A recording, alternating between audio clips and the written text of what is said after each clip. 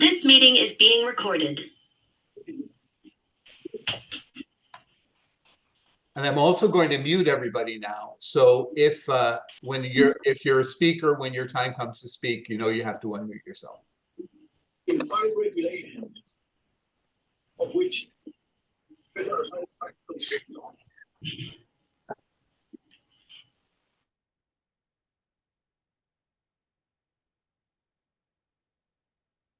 Okay, well, I am Terry Moran, and in the name of the Daniel Berrigan Collective for Contemplation, Community, and Resistance, it's my great pleasure to welcome you to this celebration.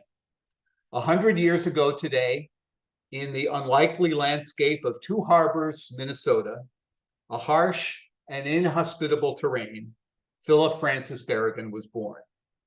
So we're gathering this evening to celebrate, to remember, and to renew our commitment to the vision of the beloved community to which Phil gave his life. As I mentioned, the session is being recorded and the link will be sent around. So the same way you learned about this, you'll be getting the link by that means.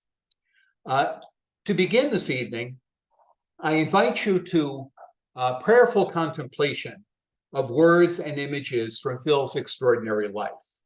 So we'll have that PowerPoint to begin, and that'll be followed by a series of speakers and toasts.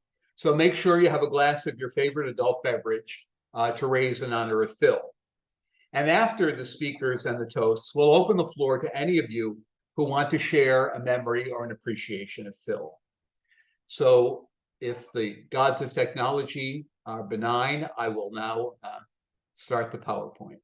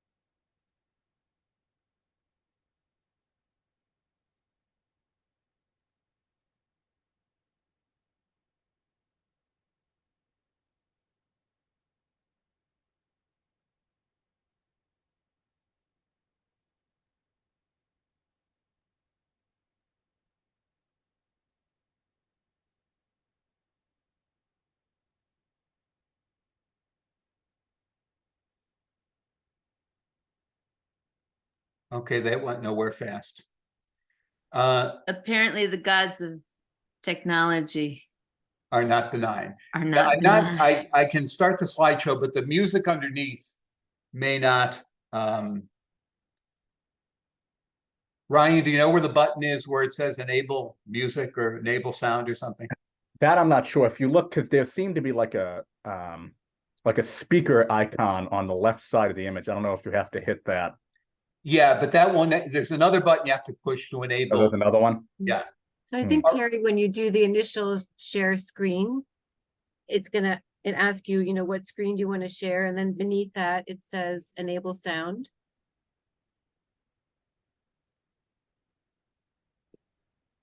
in the Zoom application. It's in the first screen when you tell it that you want to share a screen. And then it asks you what, what screen do you want to share? And then beneath that, there should be two small boxes, one of which says enable sound. Yeah, it always works when you're practicing. Mm-hmm.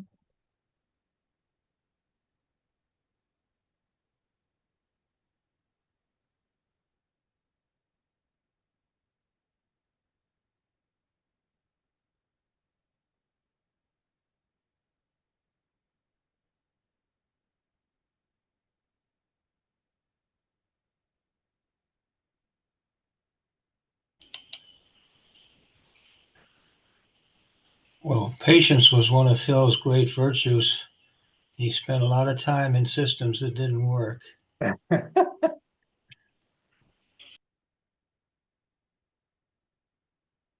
Okay.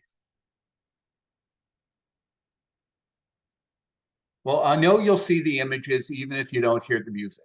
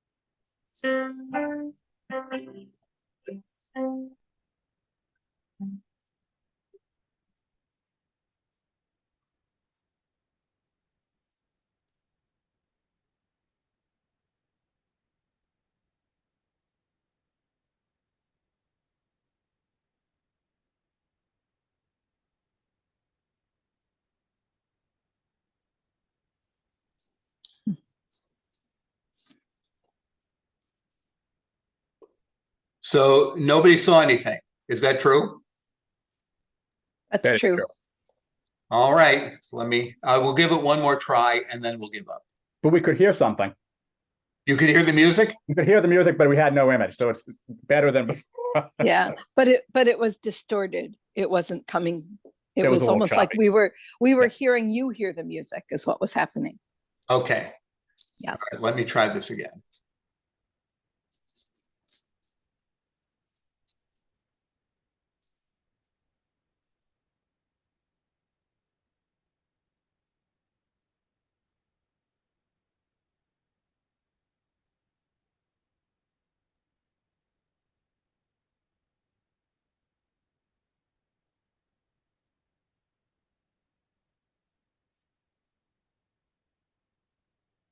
I would just say it would be nice to have the music because if you're going to save the recording, it would be nice to have that as background, whoever else might come.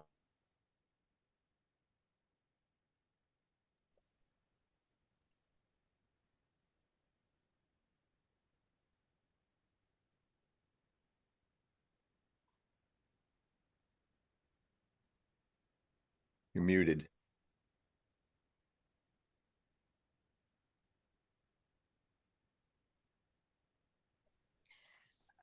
I'm wondering if somebody could, if someone else could be the host and then allow Terry to screen share, if that would be, I don't know if that would fix things or not. Okay, so you're not seeing anything now. No. All right. We'll just give up on this. Hmm. Sorry, it was beautiful. So we'll begin with our first toast. And that will be from Steve Baggerly from the Norfolk Catholic Worker. Steve joined Phil in the Prince of Peace Plowshares at the Bath Iron Works in Maine in 1967. So Steve, 1997. Mhm. So Steve will lead us off with for our first toast. So raise your glass if you've got one. So this was something that Phil wrote that year while we were in jail for the local Pax Christi Maine gathering.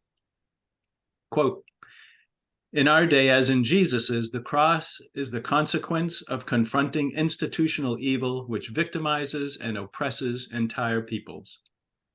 The cross means taking the offensive with truth and nonviolently breaking unjust laws that perpetuate official violence. Nuclear weapons, humanity's greatest evil, are our starting point. We begin by breaking the web of laws that preserve these weapons for doomsday. In our country, this can mean going to jail, risking reputation, job, or income, and even being disowned by family and friends. Mhm. Yet, amid a criminal state which daily prepares for nuclear holocaust, it truly means freedom, a sense of self and vocation, and a whole new community of friends and family. In fact, it means resurrection. By breaking the unjust laws protecting nuclear weapons, we actually begin to knock out the underpinnings of an empire that spreads terror, war, and poverty worldwide, and to create Pax Christi here and now." Here's to you, Phil and Liz, for ordering your lives around embracing the cross and for teaching so many others hoping to do likewise.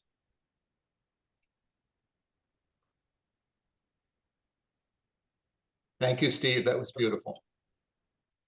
Our first speaker will be Brad Wolf, who is the executive director and co-founder of Peace Action Network of Lancaster, Pennsylvania. And he's the author of a forthcoming book that should be out in April, A Ministry of Risk, the writings of Philip Berrigan on peace and nonviolence. And so Brad and all the speakers will share something about what the enduring significance of Phil's magnificent life was. So Brad, take it away. Great. Thank you, Terry. And thanks, Steve, for the wonderful toast. It's good to see a lot of familiar faces out there. And thank you for inviting me to this. I really feel honored to be a part of it. I wrote my comments down and I'm going to read them. I hope that's not too formal, but I really want to do Phil justice on his birthday. So here goes. I have to begin by saying I never met Phil Berrigan, and so only know him through his own words, through words others have written about him, and through stories some of you have shared with me.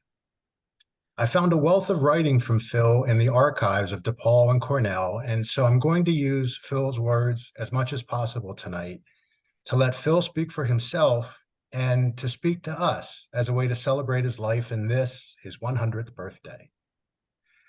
After reading much of Phil's work, I'll venture to say that he does not seem an enigma to me. He's not confusing or unclear, though it might be easier if he were. His challenge might be easier to avoid or dilute, the audacity of his actions easier to ignore. But Phil's words are unambiguous, his actions and meaning clear, and his source is unmistakable. Phil had an intensely personal relationship with Christ, and so lived in fear and trembling, in awe and wonder, as one would and should who had such a relationship. In 1965, he wrote, quote, "I will take my stand, come what may, though trembling and unworthy, with the millions of peacemakers across the land and in the world, men and women of every race, creed, and ideology, who through the preference of the Spirit and the providence of experience have come to see the image of God in the individual, and who intend to protect that image, to purify it, and elevate it to full promise." Phil knew that we ourselves are words of God, every one of us. And so there's no way to soften Phil's message, or for that matter, Christ's message. The work is demanding, sacrificial, redeeming, loving, relentless. We are to be, as Phil wrote, both the sentry and the shepherd, warning of war and working for peace. Christianity's focus is on the individual because the image of God is found in the individual. Similarly, Phil's emphasis was on affirming the dignity of the individual, the victims especially, and he did that by going into the breach with them. Phil wrote, quote, "I would suggest in all groping and hesitancy that the nature of Christian witness is the same operation that Christ endured in becoming us. One cannot become human until one becomes all people." Fear and trembling, groping and hesitancy, internally, spiritually, and yet these honest, self-revealing characteristics of Phil compelled him to act strongly and forcefully in public. It's the Christian dichotomy of dying to self, to ego, of being humbled and awed, which leads one to the strength and the conviction necessary to fight the Lamb's war. In the year of Phil's birth, 1923, Hitler staged his beer hall putsch, his unsuccessful attempt to take control of Germany. Hitler was sent to prison, yet within a decade, he was Chancellor of Germany. Phil fought in this world war, and he wrote in his autobiography that during the war, he was, quote, "Philip the Bold," in his own words, a highly skilled young killer. But after the war, he had become something altogether different. He knew if he put down the sword and picked up the cross, his road would be far more difficult. He would not be the wartime Philip the Bold. He would be humbled by Christ, by seeing Christ in the victims. And once this change or transformation in Phil occurred, he was in a completely new state vis-a-vis the world and its domination systems. He was in the kingdom of God. He did not bring this change upon himself. It was brought about from the outside by the Holy Spirit. But once this change occurred, it was up to Phil to figure out how to enact it in day-to-day living within this world. There is a call and a response between God and his creation throughout time, a question or a dilemma or a demand that is issued and then a hoped-for response. This call and response continues through the prophets and the great writers and the theologians of the church. There's the call from them and then our awaited response. It continues with Phil, his call to us and our awaited response. Phil believed that nonviolent resistance was not only our best hope, but our only hope. After all, it is what Christ taught and enacted. And as Phil wrote, Christ never said anything that he didn't do. He never believed anything that he didn't live. And so Phil followed Christ into the breach, into prison, into derision and persecution. It was there he found liberation. Phil seemed to be one of the freest men I've ever read about. The three words that he seemed to use most in his writings were resistance, revolution, and liberation. I began to realize that these words were a journey, one of enlightenment and action, that once one embraces true resistance, the need for nonviolent revolution inevitably follows. And once revolution is fully accepted, liberation arrives and shines its light. It is this belief in light that also marks much of Phil's writings. The light that shines on us through God's grace, and the light that we create ourselves through our own radical love and nonviolent actions. Yet like Phil's journey from soldier to peacemaker, this journey to liberation, to light, does not come easy or without fear.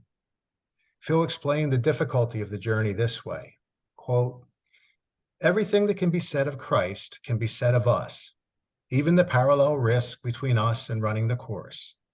No one can honestly say that Christ did not possess our fears, our reluctance, our horror in dirtying himself with the soil of apathetic or frightened or vicious human beings. Yet conviction and love forced Christ into the darkness of risk where nothing is predictable, nothing safe or sure, nothing to hold on to but one's faith." A question I had as I was working on the book was, how did Phil take the measure of his own life, of his work? And he tells us clearly and plainly, he said, quote, "The yardstick against which I must measure myself is not supposedly weaker people, but the innocent who die needlessly everywhere, and the innocent one, Christ himself. And he continued, he said, what I'm trying to say is this: our lives, to be agencies of peace, must stand the scrutiny of both God and man. And by man, I mean not our peers, but the billions of people suffering from war, tyranny, starvation, disease, and racism. In our better moments, we may pity them, but sentiment has yet to stop bombing or feed starving children. They will hold us to our acts. And if these acts will not bear human analysis, we will be judged and condemned and withstood in the same coin. While Phil's nonviolent actions were for the victims, his writings are for us. And so Phil's writings are a critical part of his legacy. They're his way of speaking to us in this, the 21st century. I found his writings to be both poetic and prophetic. And by prophetic, I mean Phil is clear-eyed in seeing the world as it is and in calling out the conditions of that world to the rest of us. He sees the truth, he speaks it, and he acts on it. He is both sentry and shepherd. I don't think Phil would be surprised as to where we are now. 4 decades ago, he was writing of environmental destruction, nuclear war, the scourge of racism, and the terrible tentacles of the military-industrial complex that had become the domination system. 4 decades ago, he was writing that we cannot be silent if we want peace. The gospel, he said, means peacemaking. Again comes this call and response. And so we are here on Phil's 100th birthday with his writings, with his work, with his friends, and with his family. Phil would likely tell us to take a stand, come what may, to go into the breach with the victims until the victimizing stops, to follow the man of Calvary, knowing it is more than we bargained for. A few years before he passed, Phil gave us an essay that contains a stirring and beautiful call to action. And it's one where he's again wrestling with this issue of light. And it's a quote I'd like to end with. The word of God tells us that life is too precious to live any other way but awake. The truth, or light, keeps us awake. We need the light to shine on ourselves, certainly, on our fears, illusions, and denials. But just as urgently, we need light to shine on our government and its darkness of lies, secrecy, and mass murders. Confronting evil is the ultimate test of God's life. Such action becomes light for us. Life is there, and the light depends on us. Happy birthday, Phil. Thanks be. Thank you, Brad, for those beautiful words. And I know I'm not alone in anxiously waiting for your book to come out in the spring. It'll be a great gift, I'm sure. Our second toast is from Ellen Grady of the Ithaca Catholic Worker, who lived with Phil in Jonah House. So Ellen, show your. Yes. Hang on a second. I have to change something. All right. Can you hear me now? Okay. Sorry. I'm at work, actually. They're being very nice and letting me come and do this, but I'm so glad to see everybody's faces. And so I called my sister Claire up. I said, I'm not sure I can do this. Terry Moran. Anyway, but here I am, and let's see how this goes. Philip Berrigan, thank you for sharing your life, your faith, your hope, your tenacity, your discipline, your exercise regimes, your eye exercise regime, your love of garlic, your colorful language. I picked up his book, Widen the Prison Gates, earlier today, and I found this quote, and it goes, one of our friends in resistance is fond of remarking, hope is where your ass is. And he says, Phil goes on to say, I reflect ruefully that this is so. and that one's ass to be hopeful has to be pinched. A rule has to be pinched once in a while, a rule of life, so to speak. So what I want to say here, because he was always making funny things like that. Yeah, I so appreciated it. Another quote that I really liked was, "My shit ain't ice cream," and oh no, I know my shit ain't ice cream, but anyway. But what I want to say is, Phil was always clear about where you stand and where you put your ass, about war and about U.S. empire and about racism. He was always clear that prisons were a hellhole. He was always clear that in order to love Christ, we have to love each other, and by extension, creation as well. I think that Phil is probably humming and hawing about some of us and our unclarity, I think, around war, and so may we get that clarity, and may we take actions to and put our asses in the right places, and maybe have to get pinched once in a while. Phil Berrigan, thank you.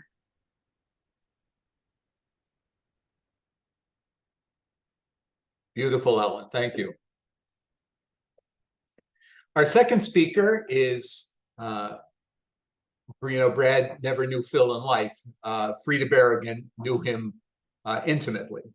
So Frida, the first child of Phil and Liz McAllister, who's joining us from New London, Connecticut. Hi, everybody. Can you hear me? Good. Okay, I'm seeing nods. Hopefully you can see my party time brown. Great. I'm starting a timer so I don't go over. I don't want to be the one who pushes us past 9 o'clock.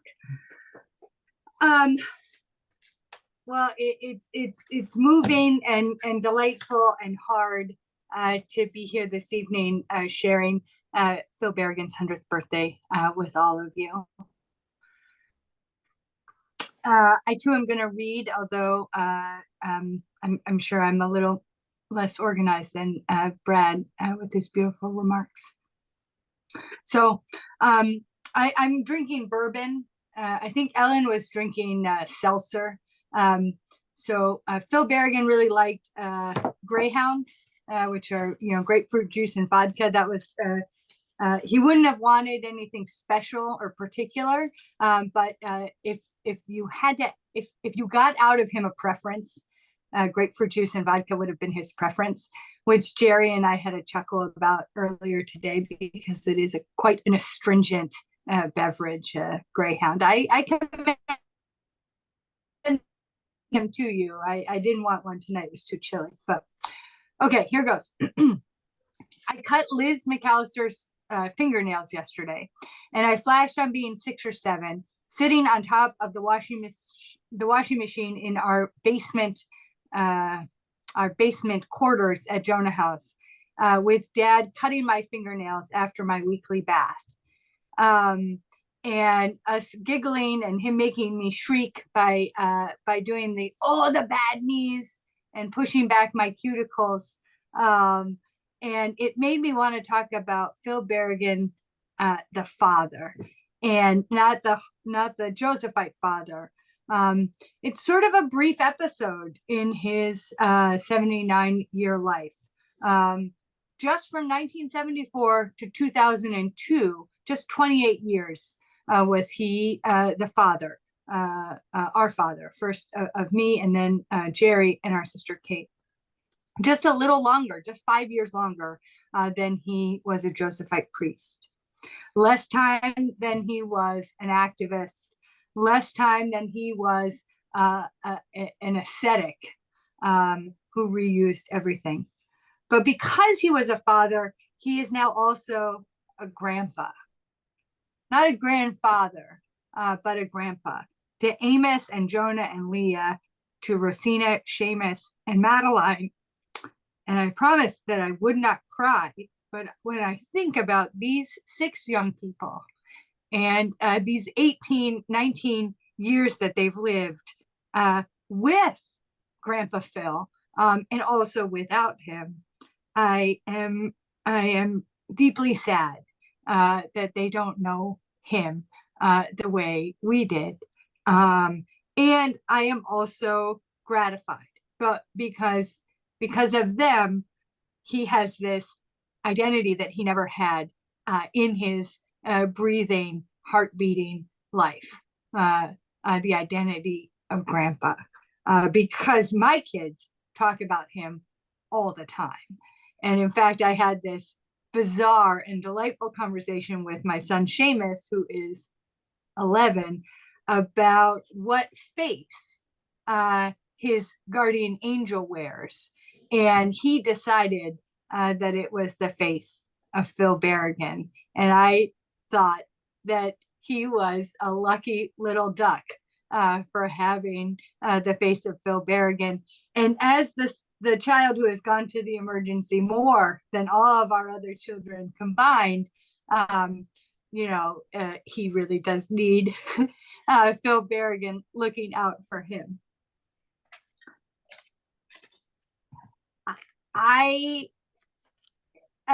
There's a line in Devout and Dangerous. There's an episode, and perhaps you all have seen it. And it's Dad, I think he's getting arrested at someplace in a kind of anti-Contra, Central American intervention demonstration. And he's got his hat cocked in this, jaunty way. And the police officer is sort of, yanking his handcuffed arms a little bit. And over those images, he's talking about how it was okay for us. It was fine that he was in prison for large parts of our childhood. And it's some version of, it's not quantity time. It's not quantity time, it's quality time.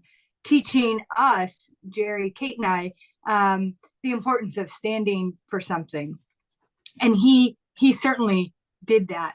But he also did, he certainly did that. And I'm going to just read a little section from the Times Discipline, if I haven't already gone. No, I have so much time left. He writes, Liz and I have had our marriage interrupted by repeated imprisonment. Now we have children. Frida, 32 months, and Jerry, 20 months. Obviously not with us, but rather cared for by sisters and brothers in resistance at Jonah House, specifically calling out LaDon Sheets and Joan Kavanaugh. Predictably, separation like this from one another and from the children is filled with anguish, especially for Liz, who gave birth to Frida and Jerry with her blood, pain, and joy.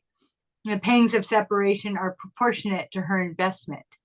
But I got like kind of a lovely insight for a man of his generation to have, right? Her anguish, I'll skip that part. I try and pray and think the matter through. What about the separation of war, often permanent, always tragic and deadly? What will peace require? How many separations? How much truth to counterbalance the colossal lie that is war? How much justice before the supreme injustice that is war?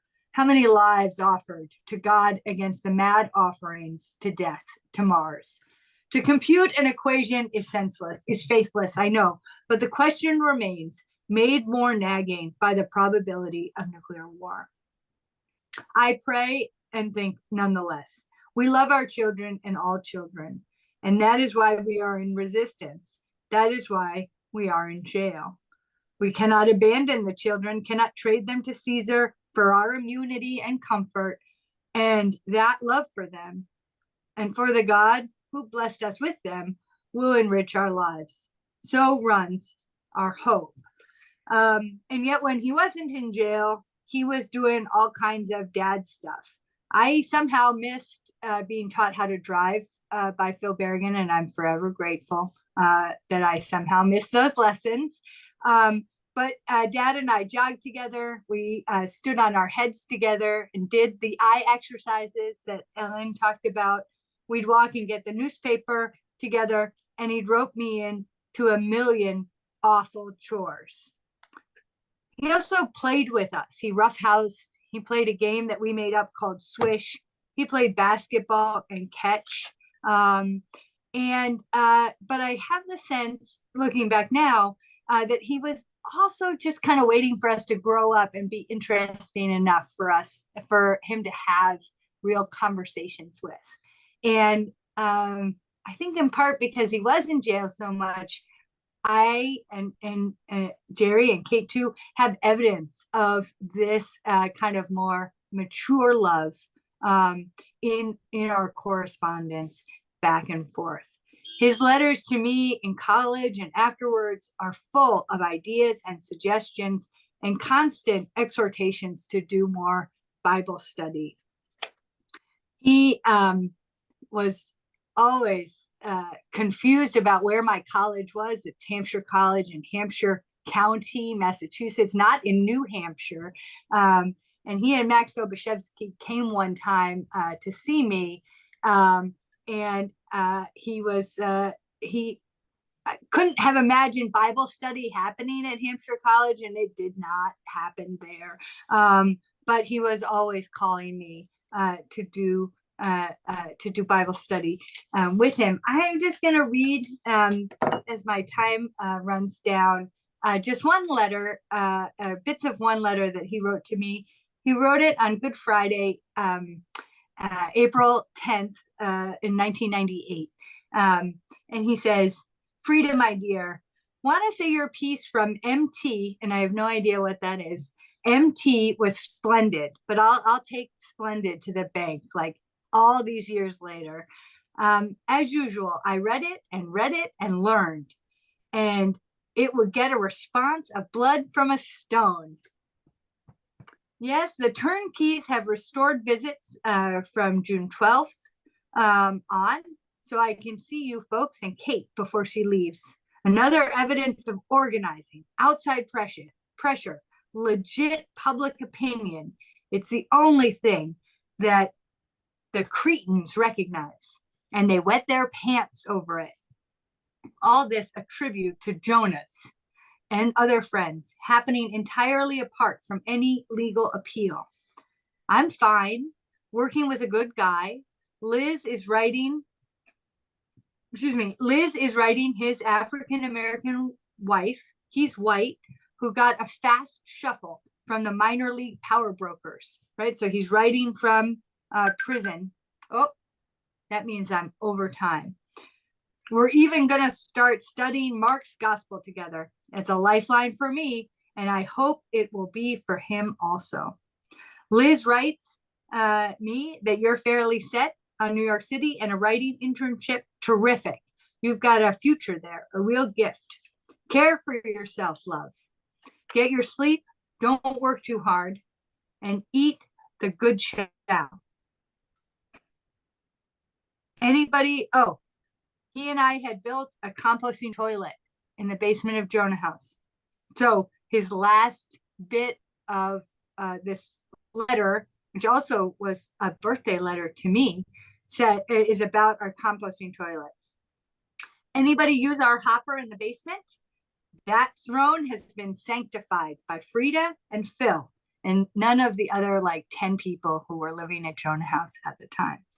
A blessed Easter, love, grace, and new life and peace.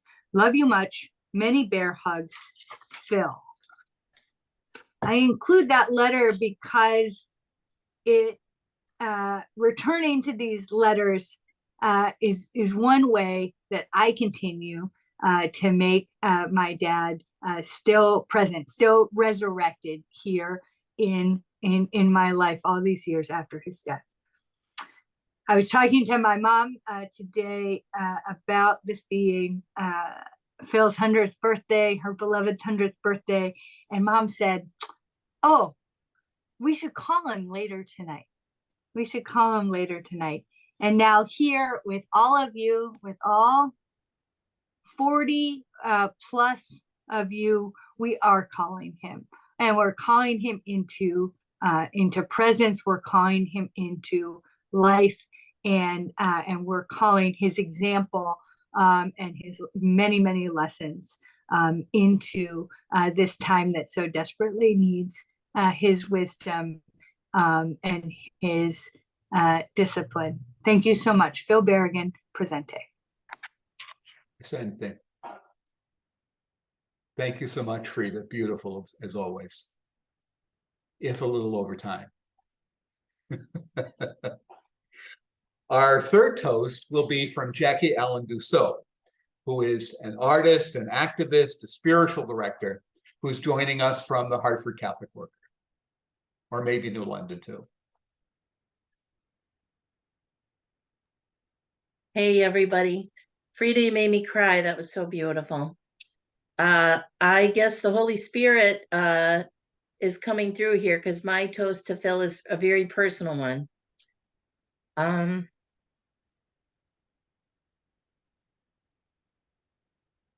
Sorry.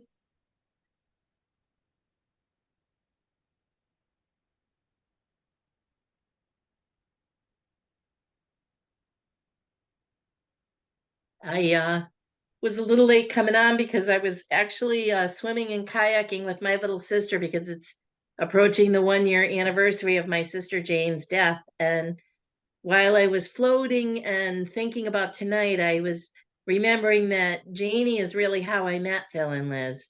Jane's husband, Tim, was one of the Trident Nine. And so my mom and I, when I was 20, wanted to be supportive for Jane and Tim. And so we went to a church to hear Phil and Liz give a talk in New Haven. And I don't think I've ever been the same since that night. But that was, I think I was 20 years old. It was 1982. And I can't imagine my life without sort of the spiritual mentors that Phil and Liz were to me, and Dan and so many other amazing folks. But aside from what Phil taught me and all of us about justice and community and nonviolence, direct action, Bible study, prison witness, how to keep your sense of humor for the long haul, what a long road it is from law to justice. For me, the greatest witness was Phil and Liz's deep love for each other. And that commitment and how it was rooted in God and community and family, and how it meant broadening that sense of family to so many other people outside of your nuclear family. The community they built in Baltimore, the Atlantic Life community, the Catholic Worker movement. It was just something that I built my own love and marriage and community on, and I'll forever be grateful for that. And in part of that, I really want to lift a glass to Frida and Kate and Jerry, because any of us who have been movement people and lived in the movement and in the Catholic Worker and done resistance, we know how difficult that can be for our children, having to share us with so many other people. And Kate and Jerry and Frida have always done that with so much grace and love. And now they embody so much of Phil and Liz. And that's such a gift to us that we get to keep on having that. And so I want to say that I'm mindful tonight of the community of saints that we are blessed to be a part of. And so I lift a glass for Phil and for Liz and Jerry and Kate and Frida, and for Dan and Elmer and Ann Montgomery and the whole beloved community of saints that they have granted us and given us and welcomed us into, and who are waiting for us all. So I picture my sister Jane might be up in heaven right now, sitting next to Phil, having a little sip off his scotch. So I say, thank God for the life and work and birth and death of Phil Berrigan, and may we all have a portion of his spirit. To Phil. And that was a wee bit of scotch. I never had scotch outside of Jonah House, but having it tonight. Thank you. Thank you, Jackie. Beautiful. Our next speaker is Phil's son, Jerry Mecklenburg Berrigan. the second child of Phil and Liz, who's joining us from the wonderful Peace House in Kalamazoo.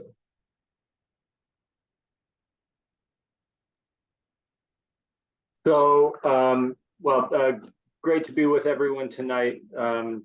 Terry, Steve, Brad, Ellen, Frida, and Jackie, thank you so much for everything you said. A lot of what I'm going to be kind of marveling over tonight, I think, is the passage of time and the way that the Spirit is able to transcend time sometimes. And I do so while we're just kind of absolutely like beset in our household by like a late season infestation of fruit flies, probably all of whom were born today and are maybe just a couple of hours old, but they're really annoying. And that's why you've seen us, especially Jonah, gesticulating madly because we've got apple cider and whiskey on the table to protect. So that's what we've been up to lately. As we've been soaking in all the wisdom that's been coming. So thank you all for that. So yeah, as I mentioned, I find myself marveling at the time, 100 years. My father was 52 years old when I was born. Molly and I have a number of friends whose parents are significantly older than most of our other peers' friends, because they were former Catholic religious as well. So something was happening in the early 1970s. Priests and nuns were leaving. They were getting married and having kids.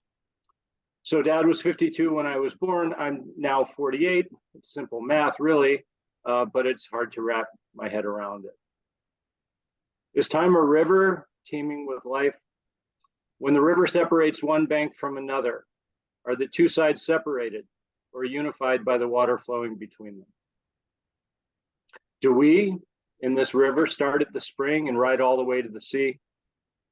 Or do we come in late, falling to the ground like rain, and making our way at length to join the others? Do we leave early? Do we evaporate off the top? Do we go rushing over the cliff? Dad understood time as a precious gift from God. How you spend it is a matter quite literally of life and death. He preached to anyone who would listen. Avoid all distraction and empty entertainment.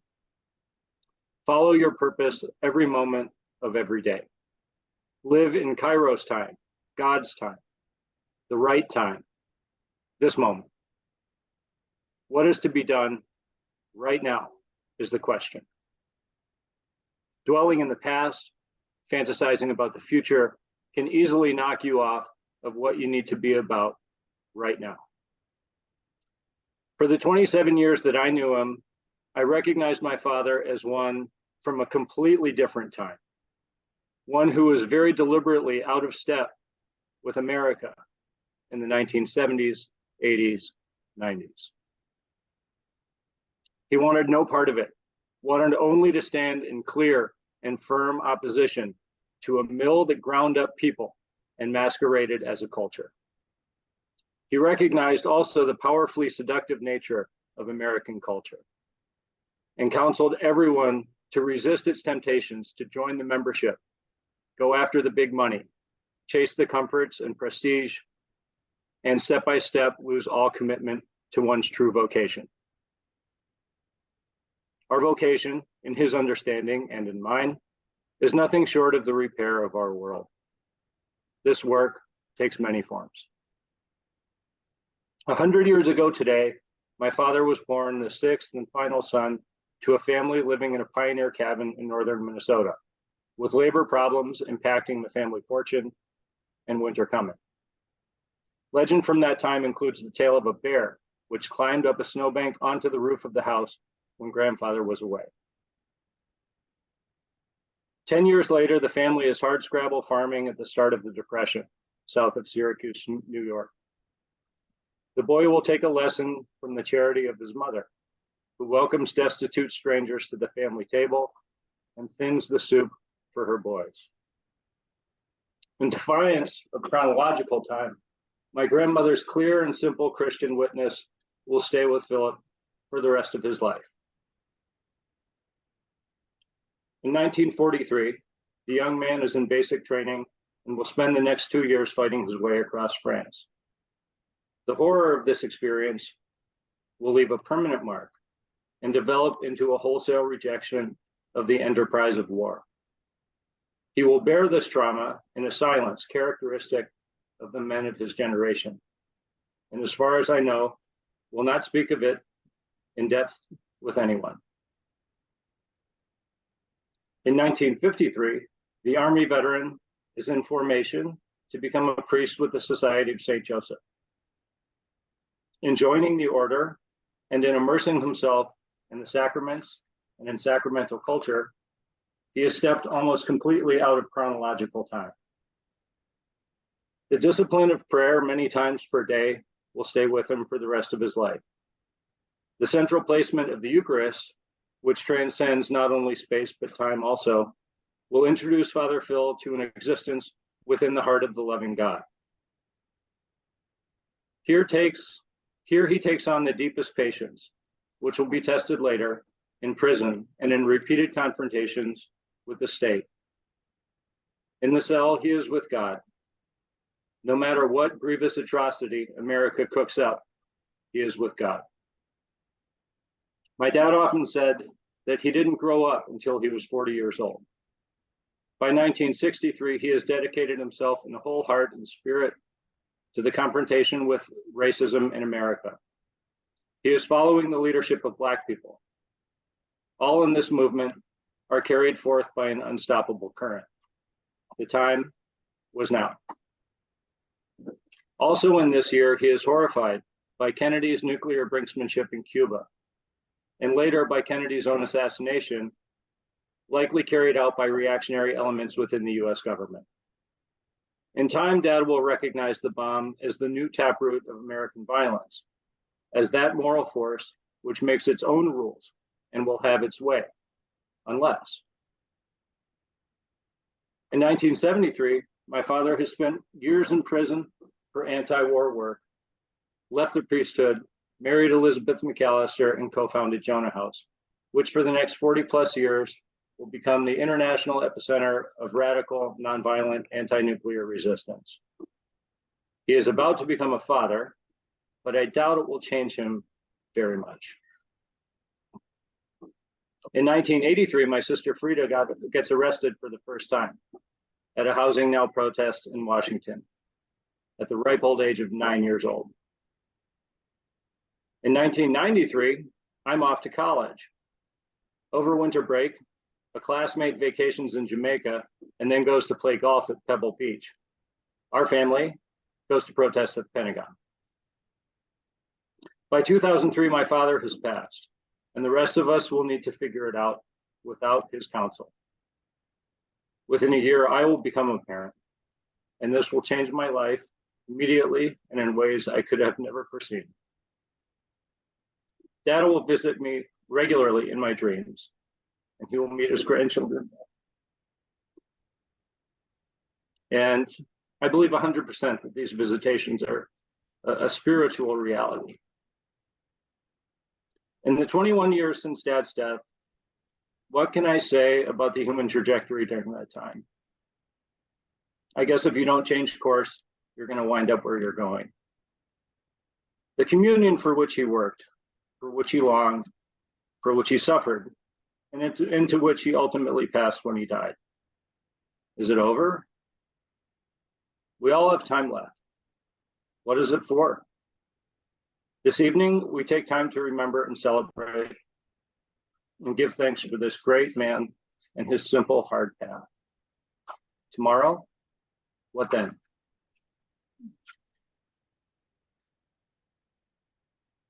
Thank you. Thanks, Jerry. Beautiful. Sure. Our fourth and final toast will come from Jerry's wife, Molly Mecklenburg Berrigan, who is joining us, obviously, from Peace House as well. All right. So it would be really easy for me to say, like, I want to toast Phil Berrigan because he gave me this beautiful person and these beautiful kids and so many beautiful people on this screen. And I'm certainly grateful for that. But I did want to share a little bit more than that. I've been working my way through this new book about Martin Luther King. It's called King. And it's fascinating to read, and just thinking about the parallels between Phil's life and Dr. Martin Luther King's life, both born in the 20s, you know, very much like raised in the church, and ultimately leading them to a place where they just so strongly believed in the path of nonviolence. So it's been great to read, and I'm in the last section of the book where King is very much speaking out against the Vietnam War, despite a lot of kind of questioning as to like why he's doing that and whether that's the right choice.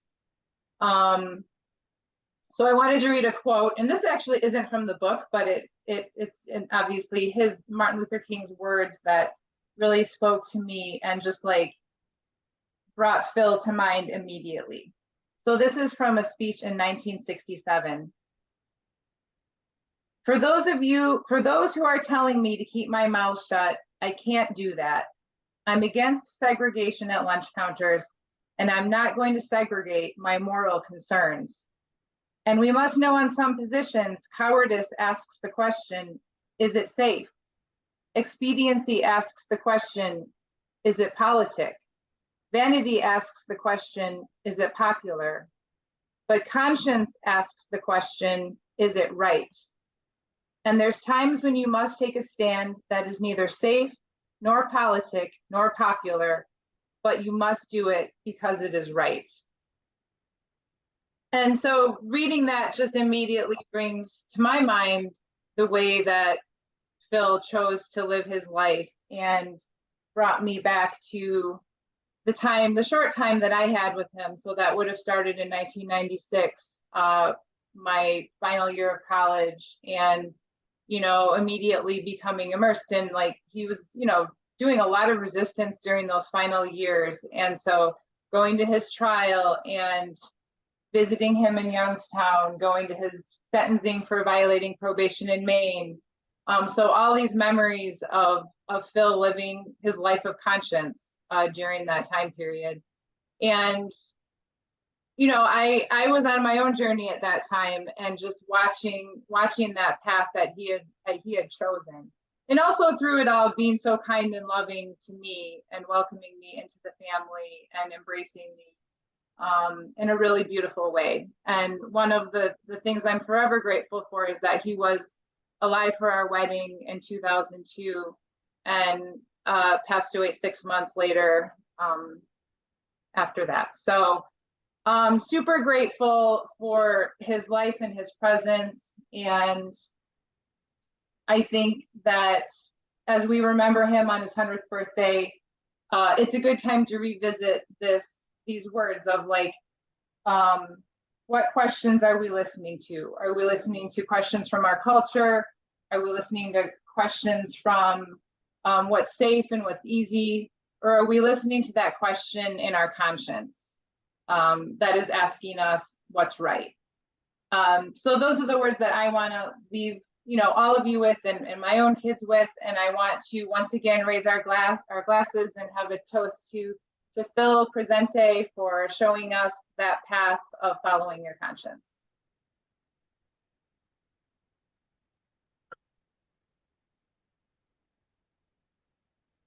If we could also jump the program here. Leah has prepared a piano piece that maybe could start off everyone else's shared reflection. Is that okay, Terry? It would be spectacular. Come in. I'm Leah. I'm 18, and yeah. She's only getting better on the piano. So here we go.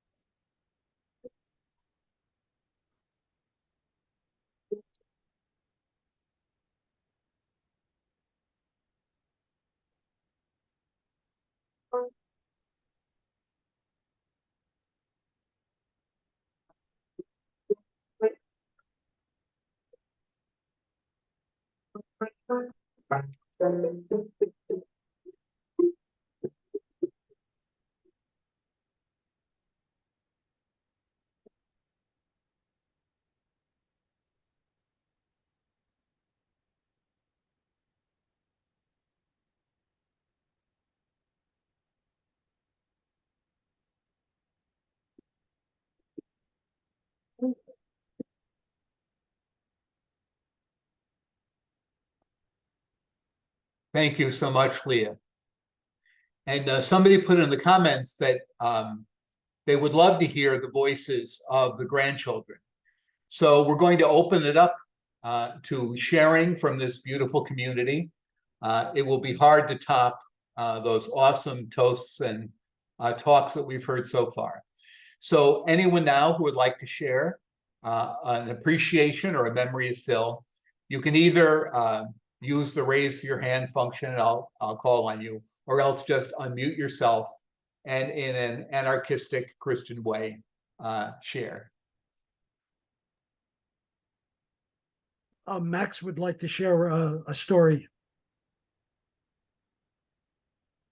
Okay, go ahead, Max. We can't see you. Your camera's not on, but that's okay if you don't want to. In December of 1991, 4 of us got arrested at the Applied Physics Lab, Johns Hopkins laboratory. And if folks on this call don't know this, Johns Hopkins University is #1 school of mass destruction, gets the most money for nuclear weapons research of all of the other universities combined.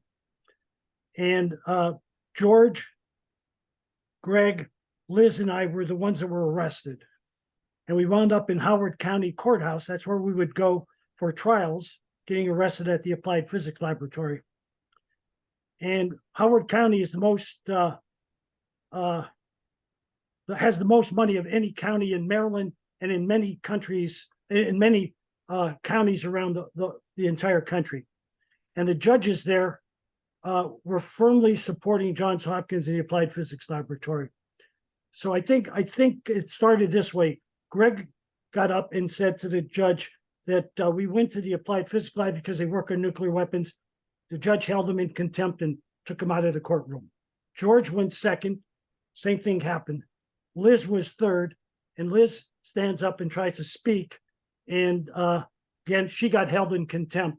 So our friend Phil stood up in the courtroom and yelled out, "Let him speak! Let him speak!" And obviously the judge called him up and held him in contempt. And then I went up and I said they were working on contempt, so we all went in the back. And while Phil was going out, he was challenging the judge. And we all got brought into the courtroom, and the judge asked Phil, and this is Judge Vaughn, he was infamous in Howard County, asked Phil, would you apologize? And he says, I'll apologize if you allow people to state why they went to the Applied Physics Lab. He gave him a 5-year sentence. And this is one of Phil's largest sentences, and it shocked everybody. And so immediately after this all went, and Phil was taken away to the Howard County Detention Center, and the rest of us caucused, and we went to the judge's house and had a demonstration at the judge's house. And so the ACLU jumped onto this case immediately. And the next morning, we came to the courthouse to demonstrate on behalf of Phil and against the judge. And who comes up to join us in the demonstration but Phil?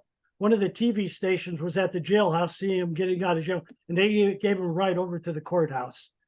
And to cut this short, because other people may want to say something, the judge backed down. I have an e-list, but I'll send out a couple articles about this because it was in the Los Angeles Times, the Washington Post, and the Baltimore Sun. But the last point I want to make is Phil was very much involved in the community. I was dragged out with him and others out of the federal courthouse in Baltimore when we went there to protest at the INS office because they were letting Cubans in the country, but they're sending Haitians back to Haiti. I was there when Phil got his face pushed into the pillar outside the White House after the Jesuits were killed. He had a bottle of blood. Some of the blood came from the ground. Joe Mulligan dug it up, put it in a bottle, and I saw the police officer push his face in there. I could tell you many, I got hundreds of these stories. I just wanted to share one or two. Thank you for allowing me to participate in this lovely event. It was so great to hear all these wonderful stories. Thank you, Max. Ched Myers has his hand raised. Go ahead, Ched.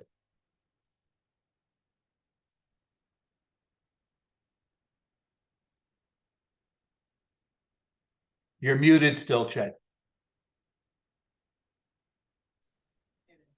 Hey, everybody. Elaine and I are here toasting along with you. Here's what I wanted to say. It's not so much of a resistance war story, but it is my heart response to the beautiful sharing that Frida and Jerry and Molly have just left us with. And that is Phil as father. You know, I think many, probably everybody on this call is, you know, our eyes are brimming, you know, we're shedding the tears, tears of gratitude. Here's my story. In 1976, after meeting LaDon Sheets in January and meeting Dan Berrigan in August, in September of 1976, I set out hitchhiking across the country from California, destination Jonah House. I arrived, as is the case with hitchhikers, at about 9:30 p.m. at 1933 Park Avenue, and knocked on the door to meet these heroes I had never yet met. And who opened the door but Phil? And he, I don't know if he even had been informed that I was coming, but he just smiled broadly and opened his arms and welcomed me in like the prodigal son. I was 21. My father, like Phil, had fought in the wars of the 40s and 50s. He had PTSD like everybody else, never talked about it. But unlike Phil, was profoundly absent from my life. And so I was in search not only of faith and vocation, but I was in search of a father. And in that moment, I learned that we can fill those holes in our lives with our chosen families. And so I want to echo what others have said in gratitude to Frida and Jerry and Molly and all of you who are fictive kin, chosen family of Phil and Liz's. How grateful we are.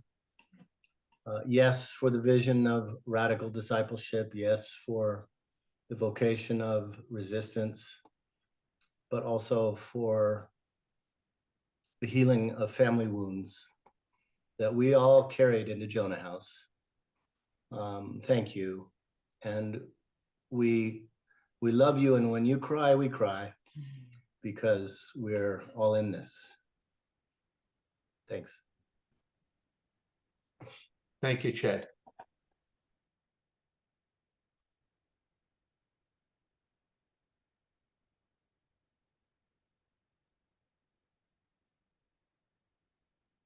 Anyone else? John Bach?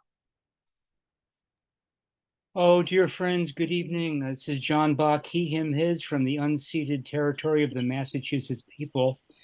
Terry, you said that some of our time this evening would be spent in playful contemplation. Be careful what you ask for. Many of us have seen Phil clothed in righteousness. Some of us have seen him unclothed in righteousness as we were strip searched side by side. There was no lack of dignity. Return with me now to the visiting room at the Danbury Federal Prison in the early 1970s. I was visiting with one of my friends, trying to engage, no doubt, in the Eucharistic benevolence of the laying on of hands when the guard's back was turned. Phil walks over to me carrying a can of Coca-Cola. There were vending machines in the visiting room, and your visitor could bring you Coke. And he said, John, take a sip of my Coke. And I said, no, Philly, I don't drink that crap. He said, no, take a sip of my Coke. So I did. So it was hard to resist. It was bourbon. And the result was that I bolted upright, eyes spinning like pinwheels, like a full syringe of adrenaline had been pumped into my heart. One of the lawyers preparing for the Harrisburg conspiracy trial had brought in a flask of bourbon and had emptied it into an empty Coke can. This is a story of mischief, is it not? But as John Lewis would call it, good mischief. But there's something else here, that in a culture that flattens people, that makes everything gray, that subjugates the spirit, these acts of resistance are blows against the empire. The refusal to capitulate with spirits in hand. And there's the lesson for all of us. Bless you all. Thank you. Thank you, John.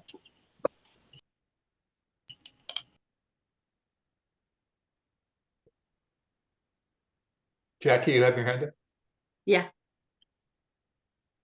On a similar note, some of my favorite Phil stories have to do with being a little bit naughty when you're supposed to be oppressed. And so there was an action at Electric Boat, and I think like 20 or 30 people were arrested, and they brought everyone, there were so many people, they brought everyone to a different spot, and it was like a pen outside the Groton Police Department. And when we heard where people were brought, it was an ALC action, and everyone went to the place where it was brought. And one of the awesome people that came, who's also in our beloved community of departed saints, was Jim, how about a cold one, Noonan. And so he had brought, as always in his car, a big container of cold beer.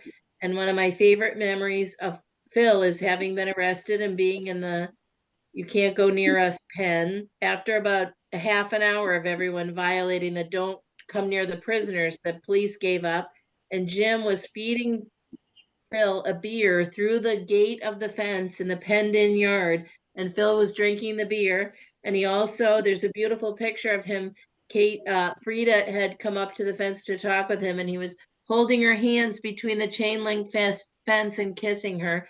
And those are some of my favorite memories of Phil, who, even when he called being in prison for years at a time an inconvenience, I think he always found a way for his spirit to come through the bars in his letters that he wrote to folks, and the words he spoke, and in the little acts he did of resistance, even in prison. So that's one of my favorite memories of Phil, is drinking his beer and kissing Frida on the lips in between the chain link fence.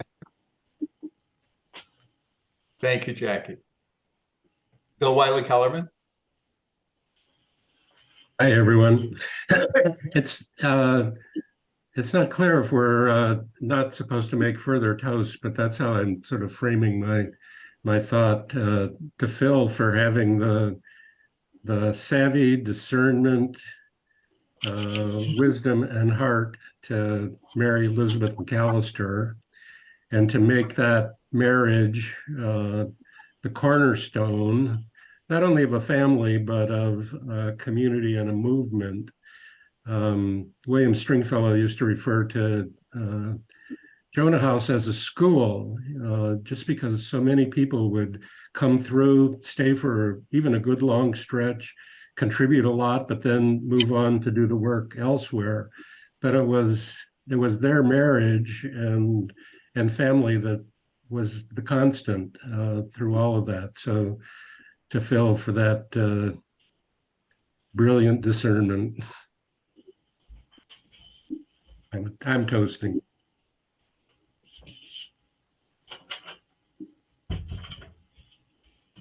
Phil wrote about Liz that he was the only person he ever met in whom there was no gap between the gospel and life.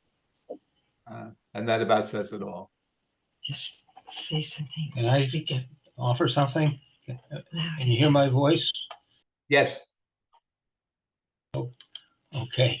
Go ahead. I'm John Schuchard with my wife Carrie at the House of Peace in Ipswich. Just echoing what Bill shared. I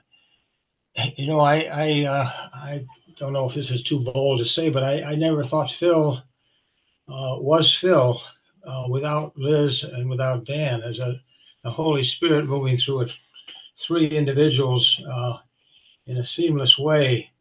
But I could never, but marvel at the family strength. Of course, Jerry and Carol. There were six brothers, and three were, as I recall, a little more in the militaristic mode, and three were the visionaries and prophets that we've been talking about.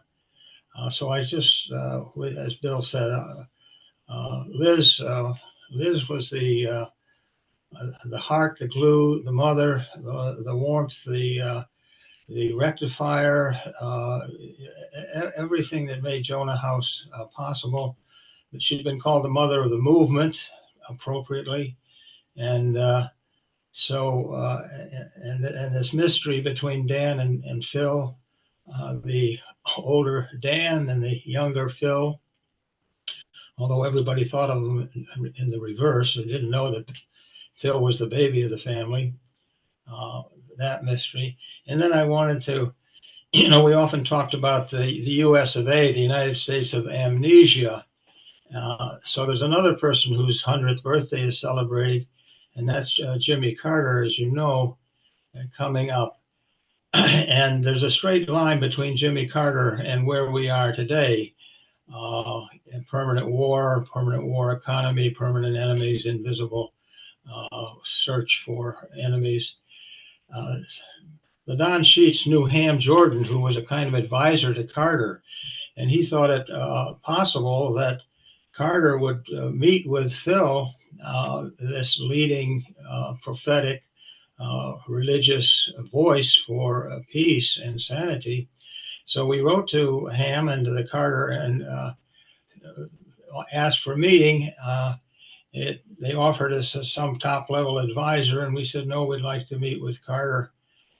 So we drove down to Plains, and one of Jimmy Carter's first acts prior to taking office, before he was inaugurated, was to imprison Phil Berrigan. And of course, everything else he did in his presidency, so ironic that he's associated with human rights, because he was the greatest violator, the greatest champion of all the first strike nuclear weapon systems, the Trident. He was a nuclear submarine engineer, but he pursued the MX, even the neutron bomb, the Trident submarine, the cruise missiles, and of course went to the United Nations and announced first strike doctrine, and then Directive 59, nuclear weapons in the Persian Gulf to protect oil. So I think that's an important corrective to all of this inflated, false version of Carter as somehow a champion of human rights instead of one of the greatest violators of human rights in history. And this picture of Phil in prison in Plains, Georgia, I want to bring into our field of memory. Thank you, John. Yeah.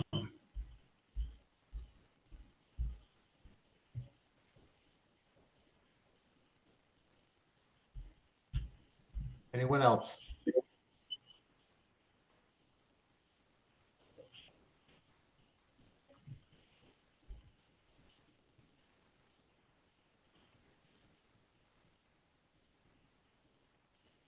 Claire?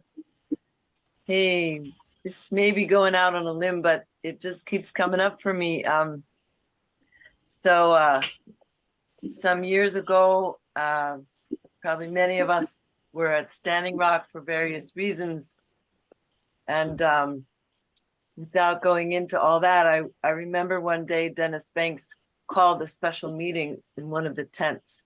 And I remember sitting outside the tent, not looking in, but just listening. And I couldn't believe how Dennis Banks sounded just like Phil Berrigan. And I had heard him before, here and there, but it just was like powerful, not just the cadence of his voice, but the content of what he was talking about. And basically it called this special meeting because people were forgetting why they were there, that they were having too much fun, that they were making really good food and sitting around campfires, and that they needed to remember this is about resistance. And then he told a story about himself and Russell Means being threatened, combined the two of them, with 150 years in prison by a judge. And he says, well, Russell and I looked at each other and said, well, do you want 75 and I'll take 75, or should you take 60 and I'll take 90? They started laughing with each other. This, of course, made the judge even more angry. You are not trembling before me. But his point was, like, be joyful, have fun, but don't forget what you're here for. And don't be afraid of their 150 years.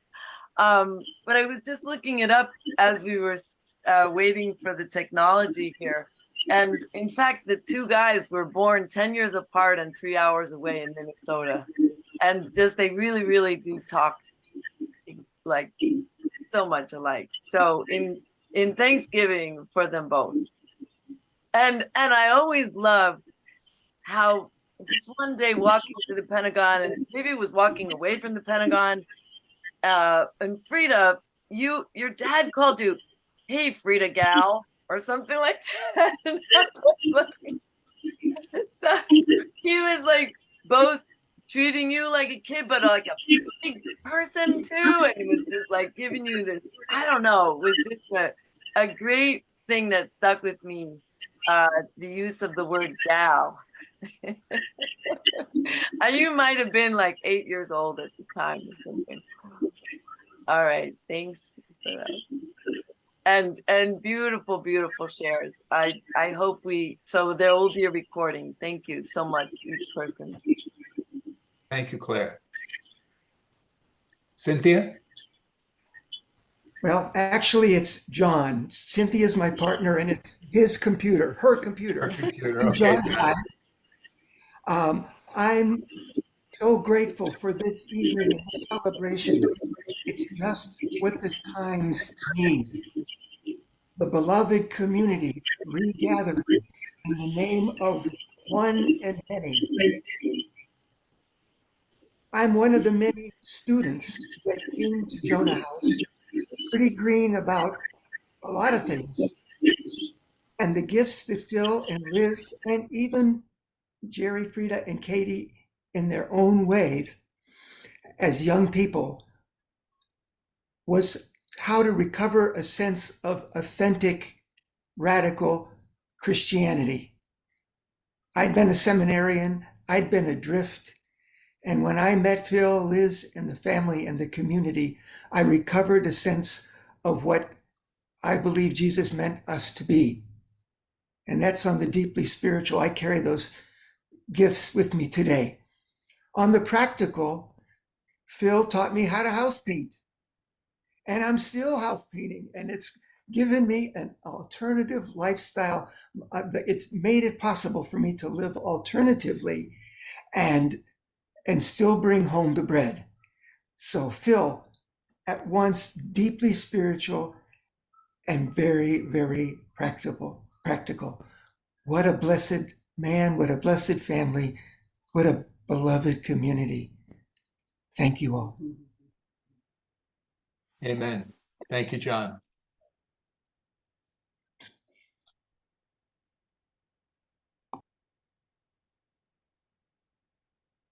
As you can see, Frida has been joined by her daughter Madeline, Phil's granddaughter. And in the PowerPoint you didn't see, there's a beautiful portrait of Phil by Madeline, who is a great artist. So I'll send the PowerPoint around when I send the recording of this, so you'll be able to see it.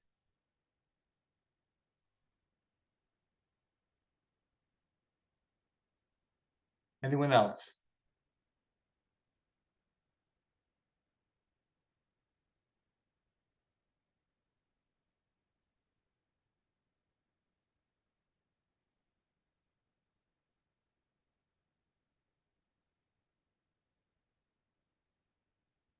Last chance.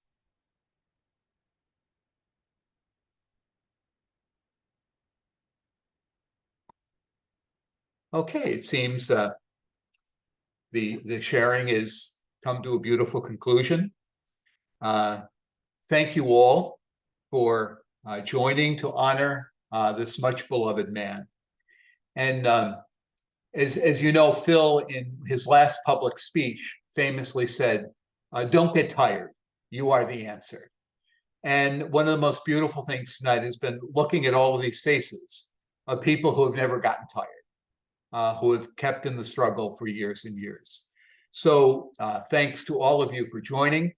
And our grand finale will be a birthday cake made by Anna Brown, professor of political science at St. Peter's University in Jersey City, and a member of the steering committee of the Daniel Berrigan Collective. Because of the limitations of Zoom, Anna will be the only one to taste the cake. But I invite her now to light the candles. And even though it sounds cacophonous on Zoom, I invite you all to unmute yourselves and we'll all sing happy birthday, as horrible as it'll sound.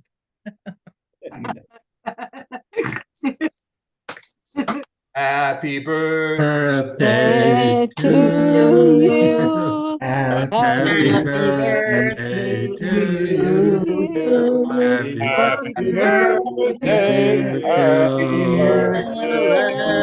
Happy birthday to you. 100. There's And many more. We'll see you in heaven. Love you all. You can blow it out now, Anna.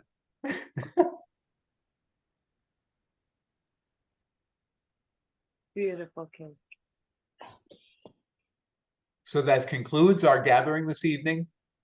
Thanks to our official sharers and toasters, and thanks to all of you. And may we all receive a double portion of Phil's magnificent, unique spirit. So, And thank you. good night, everybody. Good night. Thank you. Nice.